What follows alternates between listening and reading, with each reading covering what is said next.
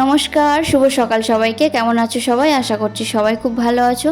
Maya's lifestyle আর একটা নতুন ব্লগে তোমাদের সবাইকে স্বাগত জানাই। তো আমি সকালে চলে এসেছি বাগানে, কিছু কুমড়ো ফুল হয়েছে তো সেগুলো তুলতে। আর এই সময়টাতে বাবা মা মন্দিরে আরতি করছে, তো সকালেই ফুলগুলো তুলে নিচ্ছি। একটু বেলা হয়ে গেলে ফুলগুলো শুকিয়ে যাবে। তো আজকে অনেক কটা ফুল হয়েছে, তো ওই জন্য মা বললো যে তুলে নিতে। আর এর আগেও কয়েকটা করে হয়েছিল, তো এই যে কাছ থেকে একটু দেখিয়ে দিলাম। ফুলগুলো দেখো কি সুন্দর দেখতে লাগছে। তো ফুলগুলো আমি এখন তুলে নেব। আর আমাদের বাগানটা না অনেকটা ছোট, তো ওই জন্য গাছগুলো এদিক ওদিক চলে গেছে। আর কুমড়ো গাছ তো লতানো গাছ, তো এদিক ওদিক চলে গেছে। আর ওই যে পাতার ভিতর থেকে সব খুঁজে খুঁজে বের করে তারপর তুলতে হচ্ছে।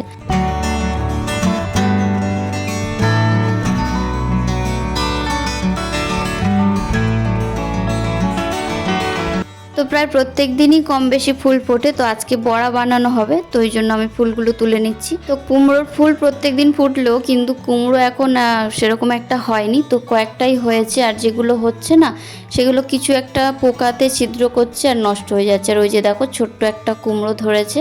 আর এই সাইডেও কয়েকটা ফুল রয়েছে, তো সেগুলো আমি তুলে নিচ্ছি। আসলে বাগানের চতুর্দিকে গাছগুলো ছড়িয়ে গেছে, তো ওই জন্য যেখানে সেখানে ফুল হয়ে গেছে। তো প্রায় খুঁজে খুঁজে সব ফুলই তুলে নিয়েছি। তো এই যে দেখো কতগুলো ফুল হয়েছে। আর এদিকে এই যে একটা কুমড়ো হয়েছে, অনেকটা বড় হয়ে গেছে। তো কুমড়োটা সাদা কুমড়ো হয়েছে, বর্ষার দানা পোঁতা হয়েছে, ওই জন্য হয়তো হতে পারে। তো এদিকেও একটা কুমড়ো হয়েছে। আর বাবা তুলে এনেছে কচুর শাক, তো আজকে কচুর শাক রান্না হবে। তো মন্দির থেকে নামার পর বাবা কচুর শাক তুলতে গেছিলো, আর মা এই যে কেটে নিচ্ছে। তো তারপর বাবা ওই কচুর শাকে দেওয়ার জন্য নারকেল কাটছে। এটা হচ্ছে আমাদের গাছের নারকেল, তো নারকেলটা ছাড়িয়ে আর ভেঙে দিচ্ছে। আর নারকেলটা পরে আবার কুড়িয়ে নেওয়া হবে। আর আমাদের গাছের এই নারকেলটা খুব সুন্দর খেতে, মিষ্টি। তো আগে আগে নারকেল ছাড়ালে খেতে যাইতাম, তো এখন তো ভগবানের ভোগে দেওয়া হয়, ওই জন্য আগ জিনিসটা খাওয়া যায় না। আর এই ওলটা পোঁতা হবে, তো ওই জন্য বের করা হয়েছে। এটা গত বছরের ওল, তো তুলে আর ঘরেতে রাখা ছিল, এবছরে আবার পোঁতা হবে। তো এই ওলটার বয়স 3-4 বছর হয়ে যাবে। তো একবার করে পোঁতা হয় আর একবার করে তোলা হয়, তো খাওয়া হয় না। তো আমি বাবাকে বলছিলাম যে ওলটা খাওয়া হচ্ছে না, প্রতি বছর এইভাবে পুঁতছো আবার তুলে দিচ্ছ। তো বাবা বলছিল যে এইভাবে বড় করে করে দেখবো যে কত বড় হয়, তারপরে মেলাতে নিয়ে যাবো। তো এই যে বাবা বাগানে ওলটা পুঁতে দিচ্ছে। আর আমি এখন যাচ্ছি আমার একটা দাদার বাড়িতে, সামনেই চন্দন যাত্রা, তো ওই জন্য রাধা মাধবের জন্য পোশাক বানাবো। তো চন্দন যাত্রার দিন বাবা ভগবানের স্নান করিয়ে পোশাক পরিবর্তন করে দেবে, তো ওই জন্য একটা পোশাক বানাবো। আর এই কাপড়গুলো আমি কিনে এনেছিলাম, তো এর মধ্যে একটা সুতির দেখে একটা কাপড় বেছে নেব। এমনি কিনতে পাওয়া যায় যে পোশাকগুলো, সেগুলো পরানো হয় না। আমি এরকম কাপড় কিনে আনি, এনে ওই দাদার দিয়ে বানিয়ে নিই। আর ওই সাদা কাপড়টা এনেছি, ওটা ফেব্রিক দিয়ে আর প্রিন্ট করব বলে। তো এর মধ্যে আমি একটা নিয়ে নেব, এই যে এইটা নেব। তলায় যেটা রয়েছে এটা হচ্ছে তোমার একদম কটনের মধ্যে রয়েছে, আর এখন গরমের সময়। তো এই যে কাপড়টা নিয়েছি, এটা একেবারে সুতির মধ্যে রয়েছে। আর আপাতত এখন একটাই বানাবো, মানে একটা কাপড় দিয়ে বানাবো। আর পরে পরে আবার এগুলো বানাবো। আর এই যে দেখো একটা কাপড়, তো এই যে আমি প্লাস্টিকে ভরে নিয়েছি। আর এখন যাচ্ছি দাদার বাড়িতে। তো আমার জেঠুর ছেলে, তো পাশের বাড়ি, তো এই যে এখনো কাজ করছে। তো কাপড়টা আমি ওকে দিয়ে দিয়েছি, আর ও মাপ করে কেটে নিয়েছে, আমি যেমন ভাবে বলে দিয়েছি। তো ওই যে প্রথমে তৈরি করছে স্কার্ট মতো হবে, রাধারানীর যে স্কার্ট তৈরি হবে ঘাগরা টাইপের, তো সেটার নিচে যে কুচিটা হবে সেটাও তৈরি করেছে।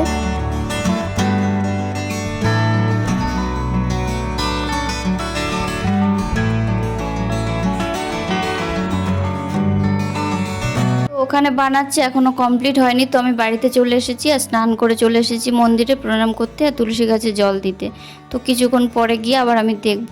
তো এই যে চলে এসেছি, আর অনেকটাই হয়ে গেছে, ওড়না হয়ে গেছে। আর এখন এই যে হচ্ছে এটা জামা তৈরি হচ্ছে। তো একটা জামাই তৈরি হচ্ছে, আর এই যে স্কার্টটা তৈরি হচ্ছে, তো কিছুটা হয়ে গেছে।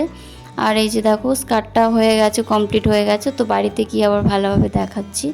তো এই যে বাড়িতে চলে এসেছি, আর এই যে দেখো স্কার্টটা হয়ে গেছে, আর নিচে ওই কুচিটাও লাগিয়ে দিয়েছে।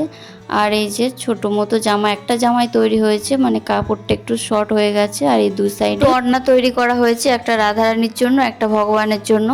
আর রাধারানীর জন্য তো ঘাগরা মতো তৈরি করা হয়েছে, আর ভগবানের এই ধুতি মতো করে পরিয়ে দেওয়া হবে।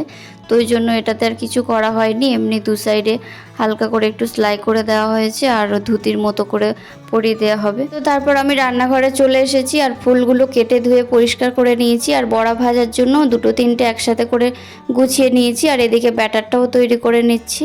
তো এদিকে মা রান্না বসিয়ে দিয়েছে উনানে, আর হচ্ছে কচুর শাক, তো নারকেলের সাথে দিয়েছে ছোলা। তো আরও দুটো মতো তরকারি হবে। তো ওখান থেকে আসার পর আমি সবজিগুলো কেটে দিয়েছিলাম।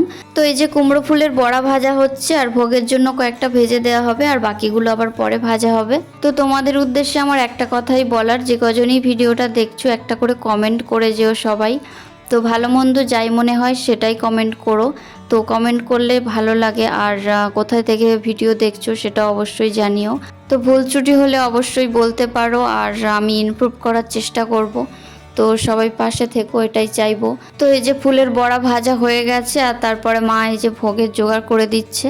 তো তারপর বাবা এই যে মন্দিরে ভোগ নিয়ে চলে এসেছে আর ভগবানের নিবেদন করছে। তো এই যে তুলসী পাতা দিয়ে দিল, আর এখন ধূপ আর প্রদীপ জ্বালিয়ে দেবে। তো মা যখন ভোগের জোগাড় করছিল, তো বাবা তখন ভগবান আর গুরুদেবের স্নানও করিয়ে দিয়েছে আর তিলক সেবাও করিয়ে দিয়েছে।